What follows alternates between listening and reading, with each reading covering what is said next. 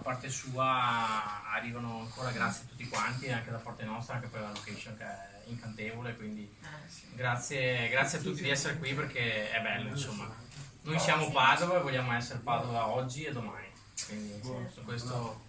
Prendo la parola io, scusatemi un attimo, mi presento, sono Antonino Oliveri, uno dei due soci di questa struttura, e visto che questa sera questa iniziativa che è stata portata avanti dai nostri giornalisti e soprattutto praticamente da questi chef che sono dei giovani che sicuramente avranno un grande futuro, perché Padova ritengo che debba essere valorizzata nella maniera giusta, nella maniera corretta, perché ognuno di loro ha delle grandissime potenzialità, come penso che potrete visto stasera.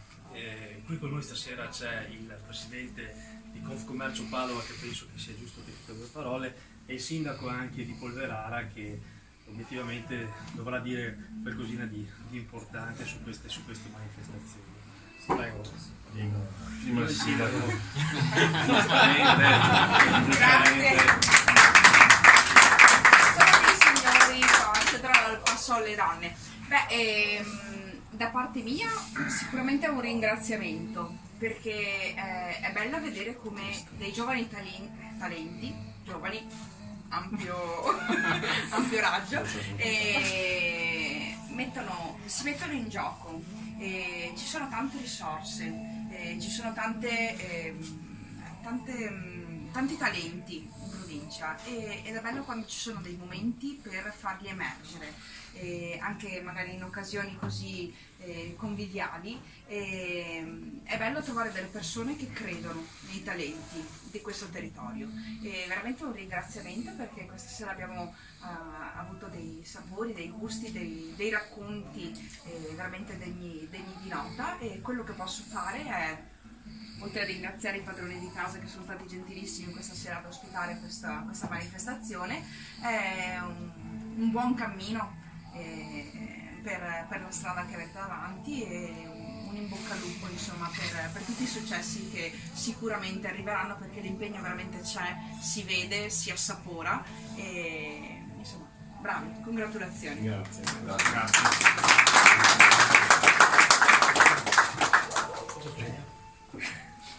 Antonino è sempre simpatico e che ringrazio per la sua amicizia.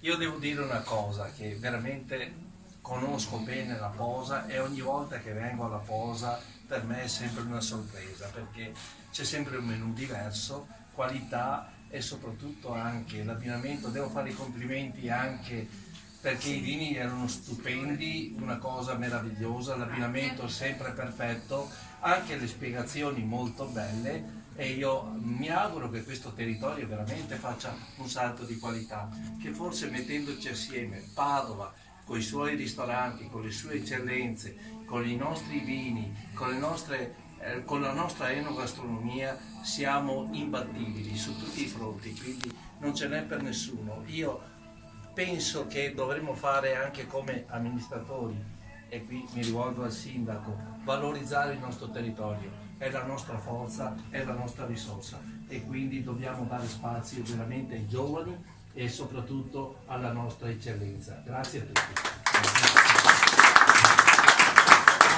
Antonino voleva dire due parole di ringraziamento. Antonino voleva dire due parole. No, veramente era Nicola che voleva ringraziare. Grazie al Signore del vino, perché insomma ci accompagnano in questo percorso, e spero che anche loro siano state bene nonostante alcune mie imposizioni. Sono stata un po' rompiscatole, però insomma va bene, per la riuscita della serata ci sta. E niente, insomma, spero che tutti siate stati bene e che continuate a seguire i ragazzi, gli chef e anche insomma le cantine. Quindi buon proseguimento.